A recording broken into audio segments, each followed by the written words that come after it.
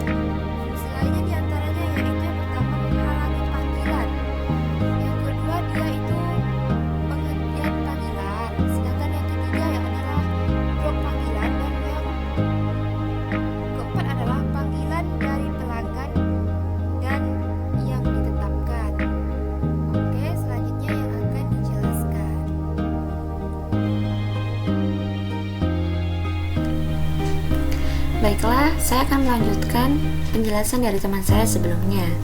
Saya akan menjelaskan pada bagian analog dan digital, di mana sistem telepon seluler dibagi menjadi dua, yaitu seluler analog dan seluler digital. Seluler analog memiliki standar, di antaranya yang pertama AMPS, dan yang kedua NAMPS, dan yang ketiga TACS, dan yang terakhir NMT. AMPS sendiri memiliki kepanjangan Advanced Mobile Phone System, di mana merupakan teknologi analog yang beroperasi pada frekuensi 50 MHz dan 800 MHz serta mendukung 666 kanal yang dibagi ke dalam 30 kHz kanal suara. Dan yang kedua, NAMPS, Narrowband AMPS, merupakan pengganti AMPS. Meningkatnya kapasitas dengan membagi kanal 30 kHz ke dalam 3 kanal 10 kHz sehingga dapat melipat gandakan AMPS. Yang ketiga, TACS, Total Access Communication System, merupakan kembaran dari AMPS. Dengan 900 MHz band, frekuensi ini bandwidth yang tersedia menjadi lebih besar. Oleh karena itu, TACS mendukung hingga 1000 kanal. Dan yang terakhir, NMT, Nordic Mobile Telephone. NMT beroperasi pada 450 MHz yang menghasilkan penyebaran sinyal yang sempurna di bawah perusahaan Ericsson. Selanjutnya, yaitu seluler digital, di mana standar dari seluler digital yaitu JDC, USDC, dan GSM. JDC sendiri kepanjangan dari Japanese Digital Cellular yang beroperasi pada frekuensi 800 MHz, 900 MHz, 1400 MHz, dan 1500 MHz. Standar ini digunakan di Jepang dan beberapa negara Asia yang berada di bawah pengaruh ekonomi Jepang. Dan yang kedua, USDC, United States Digital Cellular, yang dikembangkan oleh TIA, Telecommunication Industry Association, subkomit TR45,3 yang beroperasi pada 800 MHz band. Dan yang terakhir, GSM, Global System for Mobile Communication. GSM diadopsi oleh CEPT pada tahun 1987 sebagai standar seluler masyarakat Eropa. GSM beroperasi pada range frekuensi 800 MHz dan 900 MHz. Selanjutnya saya akan membahas tentang GSM, di mana GSM adalah kepanjangan dari Global System for Mobile Communication. Yang pertama perlu kita ketahui tentang sejarah GSM.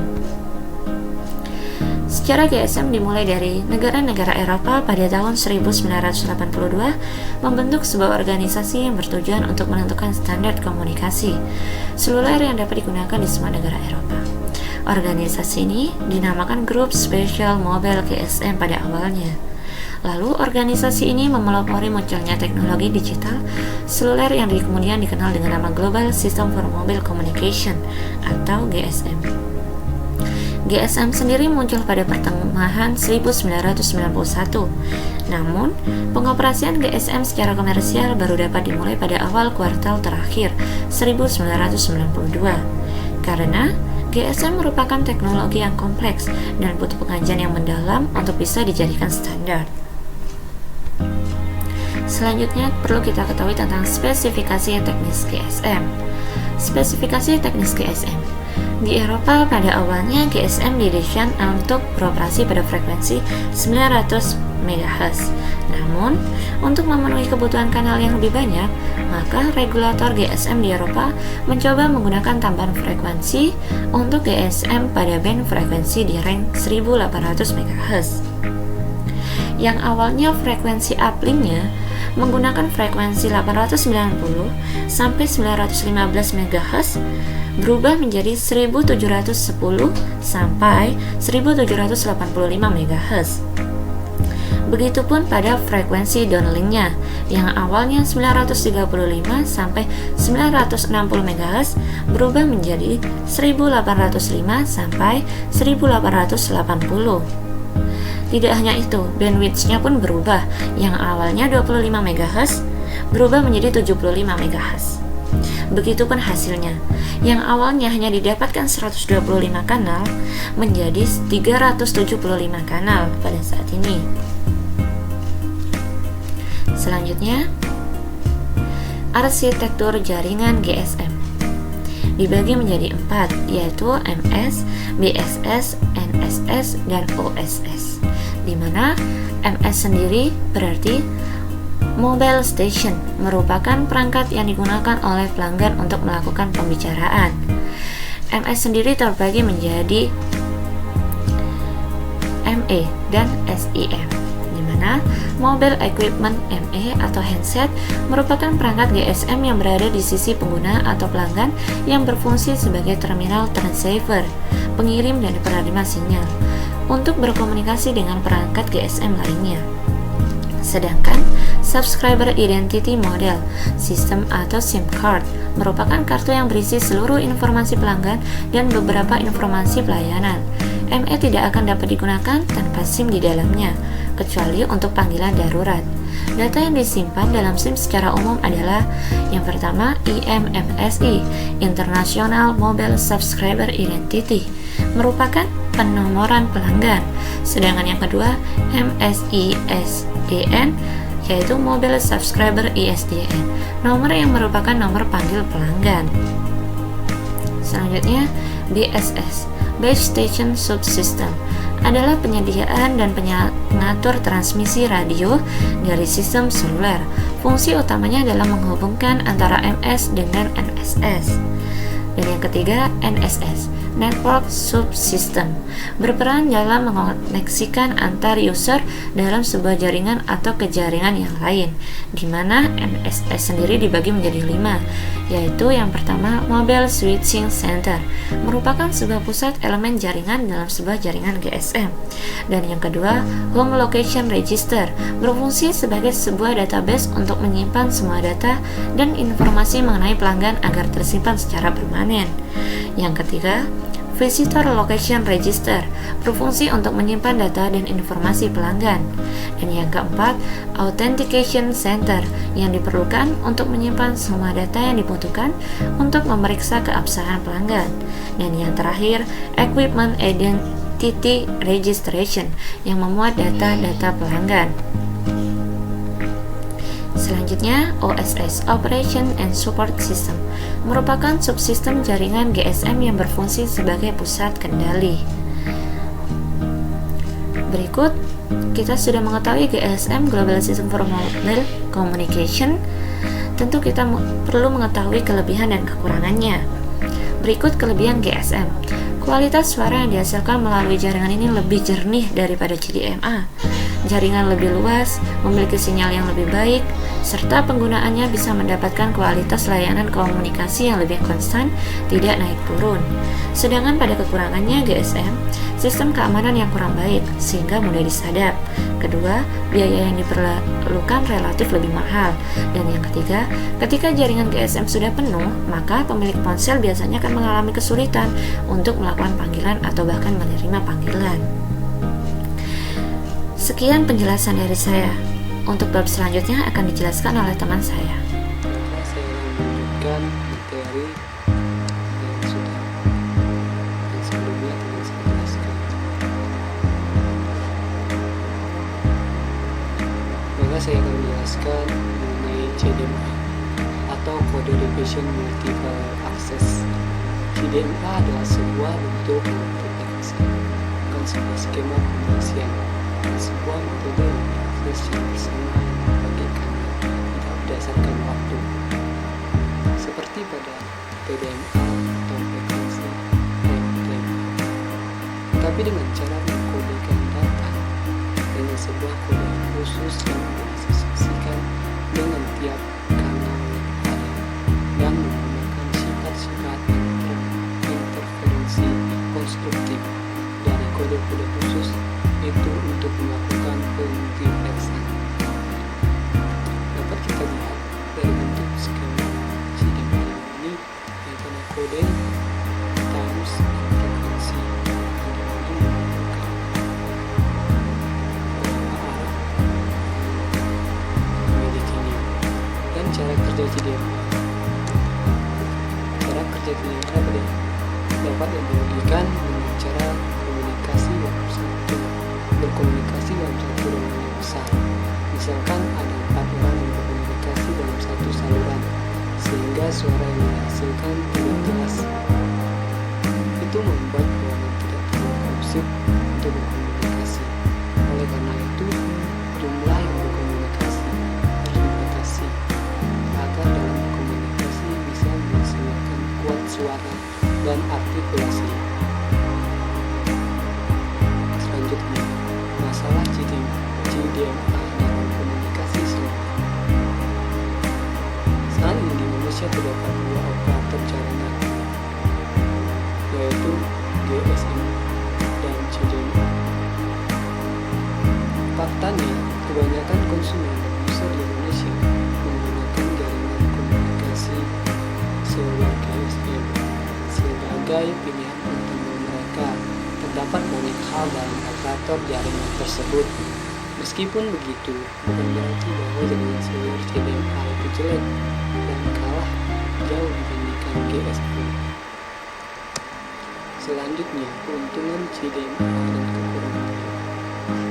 1. Keuntungan CDMA. Yang pertama, hanya membutuhkan satu frekuensi yang dibutuhkan untuk beberapa sektor atau sel. Yang kedua, tidak membutuhkan equalizer untuk mengatasi gangguan spektrum sinyal. Yang ketiga, dapat bergabung dengan metode akses lainnya, tidak membutuhkan perhitungan waktu quart time atau melihat tentang waktu, dan penjaga pita quart band untuk menjaga interferensi antar kanal. Yang keempat, tidak membutuhkan alokasi dan pengelolaan frekuensi. Yang kelima, memilih kapasitas yang halus untuk membatasi para pengguna akses. Yang keenam, memilih proteksi dari krisis penyadapan. Kedua, kekurangan CDMA. Selain itu, adanya masalah optimasi cakupan karena cakupan CDMA dapat mengembang dan menciut gejala ini karena disebabkan karena dikenal sebagai breathing. Pada kondisi normal, jika jumlah kanal atau pengguna sesuai dengan rancangan akan draw dari pengguna lain meningkat pada beberapa sel, maka draw kanal atau pengguna juga akan meningkat sehingga power control akan memerintahkan untuk menaikkan daya pancar. Selanjutnya, penggunaan di dalam mobile telepon. Sejumlah istilah yang berbeda digunakan untuk mengacu pada penerapan CDMA. Standar pertama yang dipakai oleh Qualcomm dikenal sebagai ES95. ES mengacu pada sebuah standar interim dari Asosiasi Industri Telekomunikasi (Telecommunication Industry Association) atau disingkat dengan TIA. Sistem CDM Qual meliputi sinyal waktu yang sangat akurat, biasanya mengacu pada sebuah receiver GPS pada stasiun pusat sel base station, sehingga jam berbasis telepon seluler. CDMA adalah jenis jam radio yang semakin populer untuk digunakan pada jaringan komputer. Selanjutnya, teknisi speed spectrum. Teknisi speed spectrum adalah suatu teknik modulasi di mana sinyal informasi diberi bit tambahan yang jumlahnya melebihi dari bit informasi yang aslinya, sehingga lebar pita frekuensi yang dikirim mempunyai bandwidth atau lebar pita yang sangat besar. Penggunaan speed spectrum diimplementasikan pada jaringan wireless LAN dan wireless WAN. Atau dengan kata lain, teknologi modulasi speed spectrum sangat efektif digunakan mengirim informasi dalam bentuk paket data. Berikut adalah 3 jenis spektrum. Pertama, Direct Speed Spectrum atau DSSS. Yang kedua, Frequency Hopping Speed Spectrum atau FHSS. Yang ketiga, Time Hopping Speed Spectrum atau THSS. Selanjutnya, Multi-Phase Channel. Dalam komunikasi, multi-phase adalah fenomena komunikasi yang menghasilkan sinyal radio mencapai antena pada penyebab multiple, termasuk ducting atmosfer, refleksi, dan konveksi ion fosfor, dan refleksi dari badan air dan benda-benda terestrial seperti gunung dan bangunan. Lintasan berbeda-beda mengakibatkan kuat sinyal penerima menjadi bervariasi. Dapat kita lihat pada contoh di bawah ini, yaitu di mana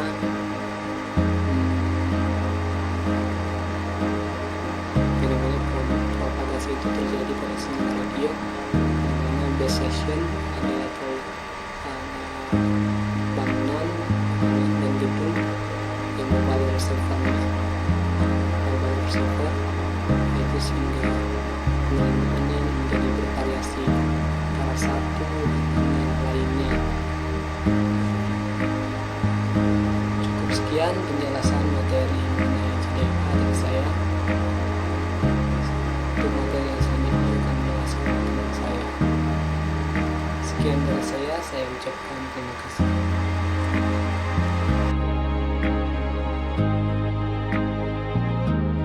Baiklah, di sini saya akan melanjutkan materi dari teman saya yang sebelumnya, yaitu materinya adalah generasi teknologi telepon nirkabel. Di dalam generasi teknologi telepon nirkabel terjadi perkembangan teknologi nirkabel. Perkembangan tersebut mengalami 3 generasi. Yang pertama, generasi pertama yaitu analog kecepatan rendah dan cukup untuk suara. Sedangkan untuk generasi kedua yaitu digital kecepatan rendah menengah. Dan untuk generasi ketiga yaitu digital dan kecepatan tinggi. Antara generasi kedua dan ketiga sering disisipkan generasi 2.5, yaitu digital dan kecepatan menengah. Selanjutnya, teknologi 3G. Saat ini ada 2 cabang dari pengembangan 3G, yaitu dari sisi GSM atau Global System for Mobile Communication yang dipelopori oleh 3G Partnership Project dan CDMA atau Code Division Multiple Access yang dipelopori oleh 3G Partnership Project 2 atau 3G P4P2. Kedua teknologi itu tidak kompatibel dan sesungguhnya saling berkompetisi. Untuk negara yang bisa menerapkan jaringan 3G adalah negara Jepang dan Korea Selatan. Mengapa negara tersebut bisa menerapkan jaringan 3G? Tentunya sudah pasti dipengaruhi oleh beberapa faktor. Yang pertama adalah dukungan dari pemerintah. Pemerintah Jepang tidak mengenakan biaya di muka atau upfront fee atas penggunaan lisensi spektrum 3G atas operator-operator di Jepang. Untuk yang kedua yaitu kultur masyarakatnya. Kultur masyarakatnya melalui layanan video call yang diramal menjadi aplikasi pembunuh ternyata tidak banyak digunakan oleh masyarakat tersebut. Justru yang digunakan adalah download musik dan akses internet. Untuk faktor selanjutnya yaitu keragaman layanan konten. Keragaman layanan konten sini seperti Docomo dan Eskatel tidak menggunakan WAP standar sebagai layanan kontennya. Docomo mengembangkan aplikasi browser yang disebut iMode dan untuk Eskatel mempunyai Jun dan Net. Untuk faktor operator dan jaringan UMTS, pada tahun 2005 evolusi jaringan 3G sedang dijalankan untuk beberapa tahun dikarenakan kapasitas yang terbatas dari jaringan 2G yang ada.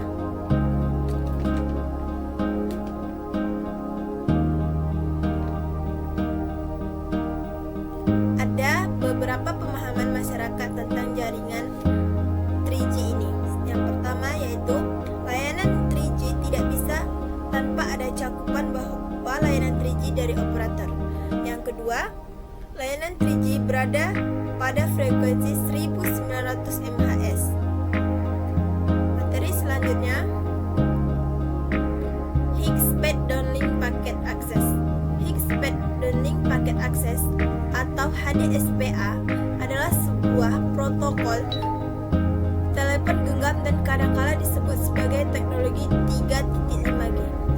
HSDPA fase pertama berkapasitas 4,1 Mbps, kemudian disusul fase 2 berkapasitas 11 Mbps dan kapasitas maksimal downlink pack data rate hingga mencapai 14 Mbit atau S.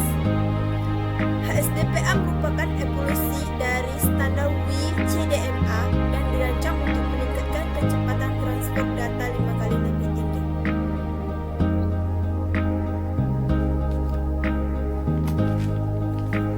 Untuk 4G merupakan perkembangan dari teknologi 3G.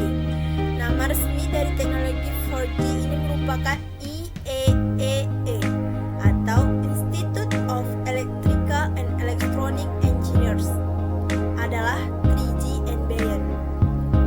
Perkembangan teknologi nirkabel dapat dikembangkan melalui beberapa generasi.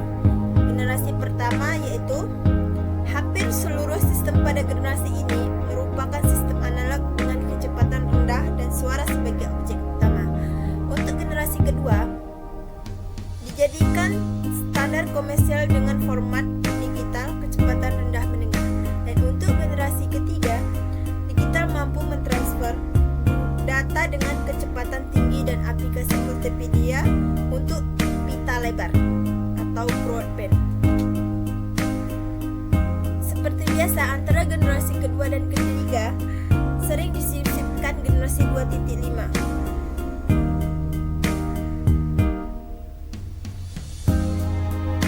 Di dalam jaringan 4G, sistem 4G dapat menyediakan solusi IP yang berkonferensi di mana suara, data, dan arus multimedia dapat sampai kepada pengguna kapan saja dan di mana saja.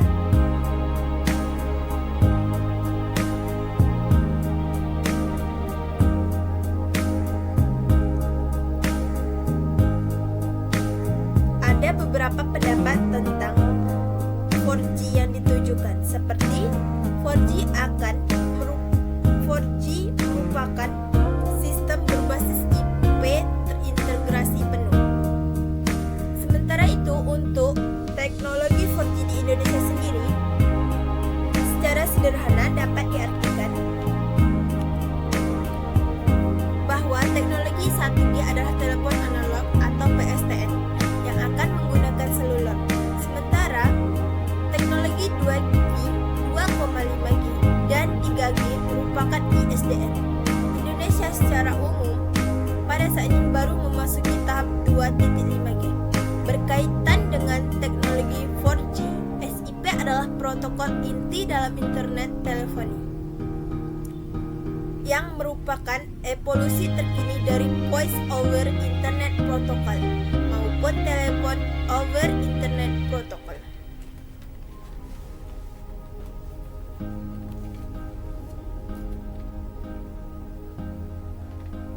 Cukup sekian materi dasar dari saya, selanjutnya akan dilanjutkan oleh teman kita.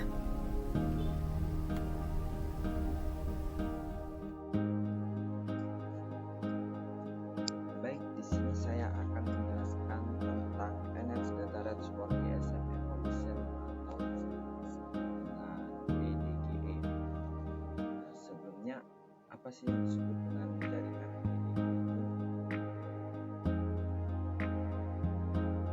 NDGE atau Enhanced Data Rate for Global Evolution juga dikenal sebagai Enhanced GPRS atau EGPRS atau EMP Single Carrier, merupakan kelanjutan evolusi dari GSM dan GS136 kecepatan transmisi data, efisiensi, spektrum, dan pengembangan penggunaan aplikasi-aplikasi baru serta meningkatkan kapasitas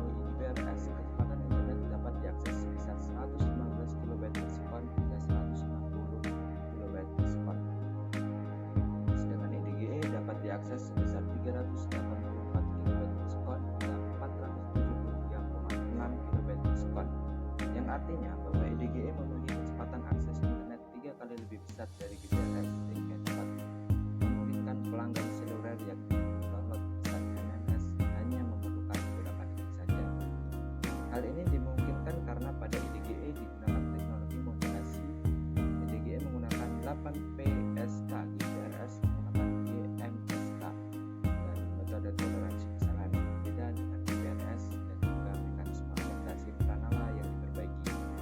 EDGE juga menggunakan coding scheme yang berbeda dengan GPRS. Dalam EDGE dikenal 9 macam skema pengkodean, sedangkan GPRS hanya ada 4 skema pengkodean. Kelebihan lain bila teknologi GPRS memiliki kemampuan transfer data hingga 114 kb per sekon. Teknologi EDGE memiliki data mulai multimedia hingga 384 kb per sekon. EDGE merupakan sebutan baru buat GSM 384. Teknologi ini disebut GSM 384 karena memiliki kemampuan transmisi data hingga 384 kb per sekon. Dan untuk perkembangan teknologi EDGE sendiri, EDGE mengalami perkembangan dari beberapa generasi terdahulu. Perkembangan teknologi ini didahului oleh AMTS sebagai teknologi komunikasi seluler generasi pertama pada 1978 hingga sekarang tahun 2060. Perkembangannya sudah sampai pada teknologi generasi keempat walau masih dalam tahap penelitian dan uji coba. Pada fase selanjutnya, meningkatkan kebutuhan akan sebuah sistem komunikasi mobile yang mampu menyalurkan data dengan kecepatan yang lebih tinggi. Dan untuk menjawab kebutuhan ini, kemudian diperkenalkan EDGE atau Enhanced Data Transport GSM Solution yang mampu menyalurkan data dengan kecepatan hingga 3 kali kecepatan GPRS, yaitu 384 kb per sekon.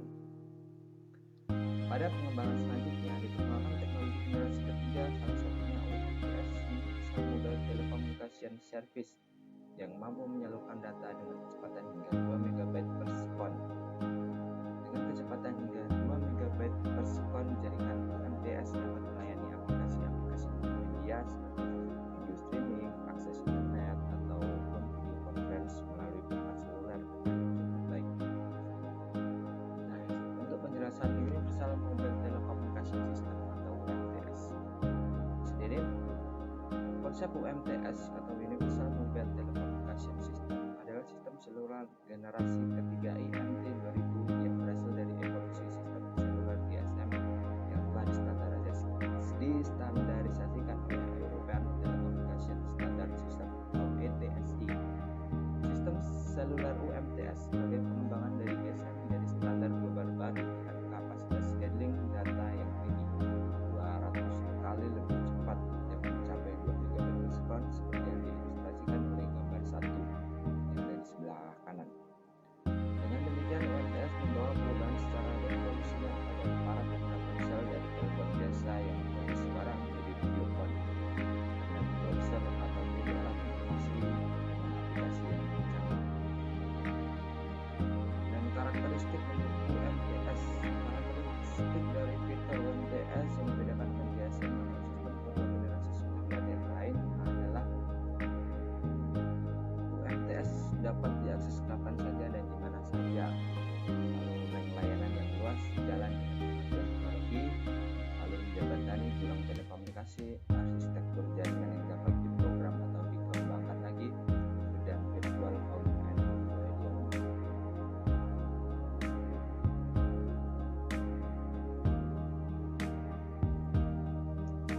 Dan untuk topologi sel UMTS sendiri mempunyai 4 topologi. Yang pertama, Picosal untuk memberikan layanan di wilayah dengan kepadatan terminal tinggi yang menawarkan perangkat penuh layanan-layanan UMTS dengan data laju bit tinggi, yaitu 2 MB per sekon yang diterapkan dalam gedung atau ruangan yang menyediakan isi 0,01 sampai 0,1 wib dengan luas cakupan area kurang lebih 1 km. Dan yang kedua adalah Microcell, merupakan sel kecil pada suatu daerah urban di luar gedung untuk daerah yang memiliki lalu lintas komunikasi jalan kaki atau memiliki atau pemakai yang bergerak pada suatu wilayah yang tidak terlalu luas. Daya output transmisinya sebesar 0,1 sampai 1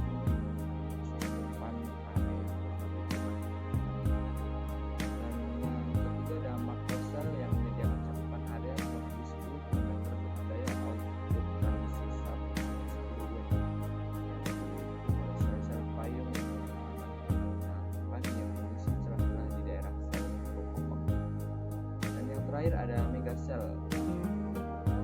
Megacell adalah sel tambahan untuk melayani daerah blank spot atau coverage area paling besar yang kontrol dengan satu yang dapat mencakup daerah yang tidak dapat dijangkau oleh jaringan terestrial. Baik, untuk selanjutnya saya serahkan kepada Baiklah, saya di sini akan menjelaskan penjelasan dari teman saya. Saya di sini menjelaskan tentang pengertian dari UMTS. Pengertian dari UMTS adalah Universal Teknologi Komunikasi Sistem adalah salah satu teknologi telepon genggam. Telepon genggam 3G generasi ketiga. Sekarang ini bentuk yang paling banyak digunakan adalah WCDMA yang didasari oleh GPP, 3G GPP. Untuk membedakan UMTS dari teknologi 3G lainnya, UMTS seringkali dipasarkan sebagai GSM, menekankan dasar 3G dari ekonologi ini. Sedangkan ESMR adalah merupakan kumpulan teknologi digital yang digunakan oleh radio sistem mobil khusus menggunakan teknologi TDMA, beroperasi di bandwidth 800-900 MHz. Teknologi ini dikembangkan oleh Nextel dan Boxtel Communication untuk mengembangkan suara dan data. Teknologi ini merupakan jaringan seperti seluler dengan menggunakan jaringan SMR. Jaringan SMR merupakan jaringan teknologi analog yang tua.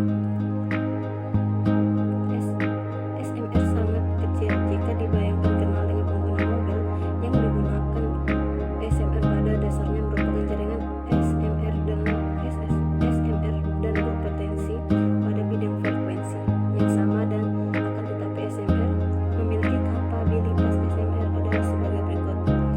Yang pertama, ESMR menggunakan teknologi digital. Yang kedua, ESMR menerapkan teknik teknologi seperti kamera. Yang ketiga, memiliki jangkauan geografis yang luas.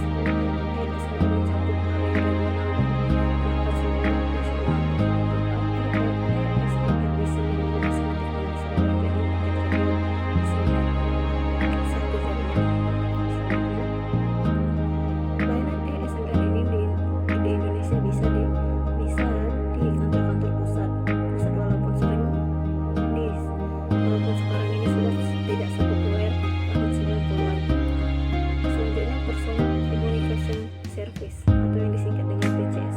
PCS merupakan layanan digital yang menggunakan pita frekuensi yang tinggi. Pita ini dikenalkan oleh Amerika Serikat.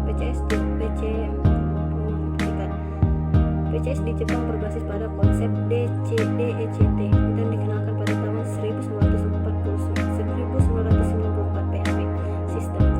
PCS meliputi suara fax dan data paging. Pada PCS penggunaan diberikan nomor pribadi. Paging adalah jaringan data dan suara. Sistem kabel telepon kornis telepon bergerak pada PSTN dan PABX. Biasanya PCS belahan dunia. Berikut adalah PCS sendiri, terdiri dari 3 elemen berikut. Informasi arsering pada sistem telepon, nama telepon mana yang dituju. 2. Teks alnumerik, rangkaian karakter yang membentuk teks dan angka. 3. Atribut pesan memberikan pada telepon, bagian mana mengenai dan menangkap pesan saat pesan diterima pada tujuh. Untuk membangkitkan dan mengantarkan sebuah pesan ada beberapa yang bisa ikut sebagai berikut. Ada 7. Yang pertama, jaringan dari terminal vanilla paging yang ada. 2. Voice transfer unit. 3. Operator layanan teks dispatch. 4. Modem up. 5. Email gateway. 6. Sumber informasi data. 7. Voice email system.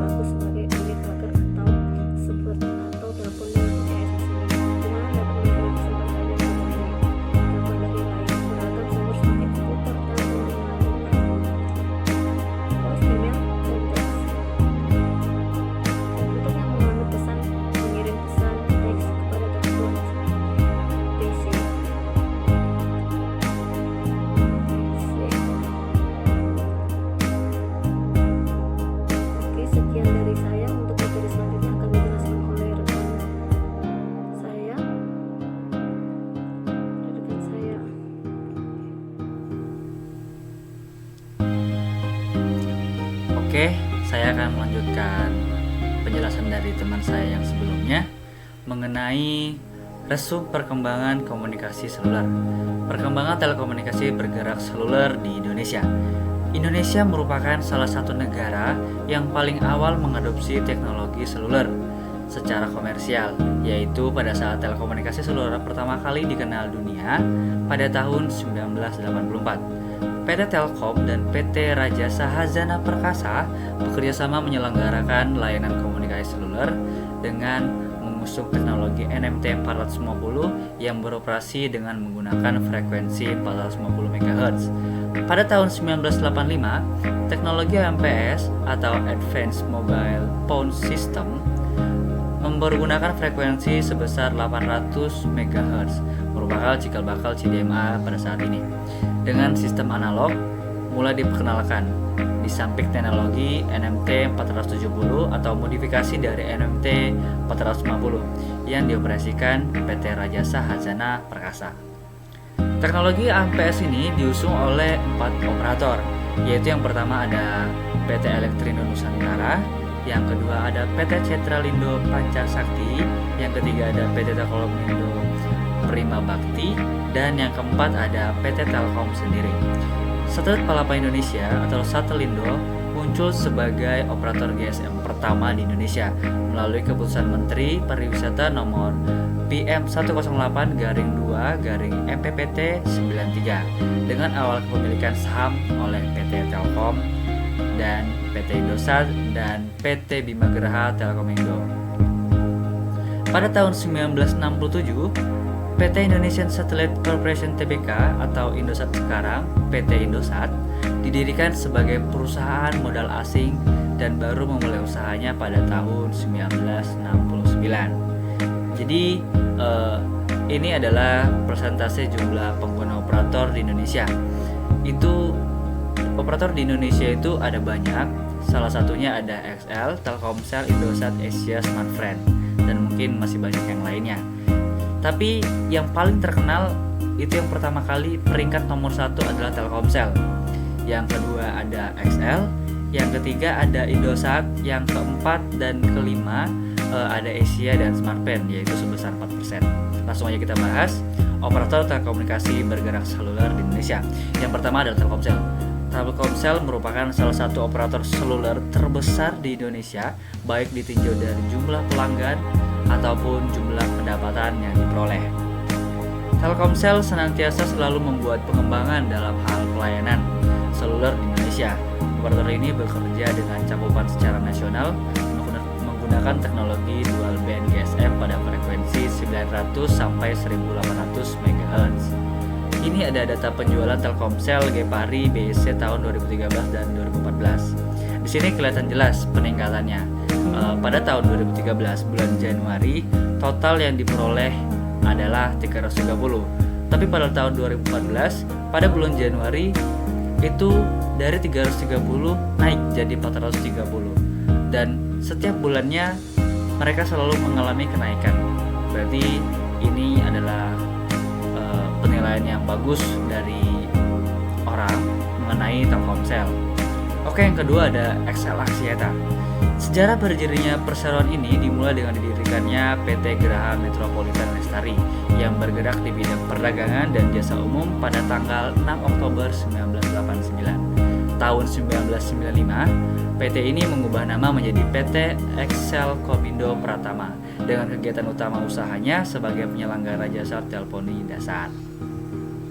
Pada awal operasinya atau 8 Oktober 1996, XL menyediakan jasa teleponi dasar menggunakan teknologi GSM 900. Dan di sini tercatat pada tahun 2019, XL Axiata atau XL mencetak rekor pendapatan tertinggi daripada yang lainnya. Jadi pendapatannya itu sebesar 25,15 triliun, naik sebesar 9%. Karena dibandingkan pendapatan pada 2018 mereka sebanyak 23 triliun. Pertumbuhan pendapatan yang diraih ini juga melampaui pendapatan rata-rata industri yang diperkirakan para analisis sebesar 4%. Yang ketiga ada Indosat. Pada tahun 1967, PT Indosat melalui investasi dalam negeri berdirinya sebagai perusahaan penyelenggara telekomunikasi pertama di Indonesia. Pada pertengahan tahun 1990-an, Indosat memulai mengoperasikan bidang usaha di bidang seluler. Pada tahun 2001, Indosat mendirikan PT Indosat Multimedia atau IM3. Tapi pada tahun 2017, Indosat masih mampu mencetak laba 1,1 triliun, naik tipis 2,8% dibandingkan tahun 2016. Sementara pada 2015, Indosat mencatat rugi hingga 1, triliun. Sehingga dalam sejarah Indosat, pertama kali dibeli oleh Soeharto dari ITT, dijual Megawati ke STT karena kerugian ini. Selain itu, Indosat merupakan perusahaan telekomunikasi pertama di Indonesia yang menyediakan layanan 3G. Pada tahun 2007, Indosat melakukan ekspansi jaringan secara besar-besaran yang berdampak pada meningkatnya jumlah pelanggan menjadi 24,5 juta pelanggan dengan 10.760 menara BTS yang digunakan untuk mendukung operasional usahanya. Yang keempat ada Hutchison CP Telecommunication atau TRI. PT Hutchison CP Telecommunication ini pada struktur organisasi Hutchison Telekomunikasi Internasional Limited dikenal sebagai Hutchison Telekom Indonesia, merupakan suatu perusahaan joint venture by Hong Kong based Hutchison Telecommunication International Limited yang berbasis di Hong Kong dengan Karuen Pokon Group Indonesia. Yang kelima ada PT Smartfren Telkom Tbk. Perseroan didirikan pada bulan Desember 2002 dengan nama PT Mobile 8 Telkom Tbk. Setahun setelahnya, Perseroan mengakuisisi 2 operator telepon seluler berlisensi yaitu Komselindo dan Metrocell pada Desember 2003. Perseroan meluncurkan produk prabayar berbasis CDMA 2001X dengan merek Friend. Jadi, ada beberapa keuntungan dalam hal memakai kartu ini. Yang pertama itu ada bonus aktivasi perdana, yang kedua masa aktifnya langsung panjang dan mendapatkan kuota gratis, yang ketiga ada harga voucher sangat murah, yang keempat sering mengadakan undian-undian yang menarik. Oke, sekian penjelasan yang bisa kami sampaikan. Mohon maaf jika ada kesalahan kata ataupun kalimat yang tidak seharusnya diucapkan. Kami hanya manusia biasa. Oke, terima kasih untuk perhatiannya dan see you.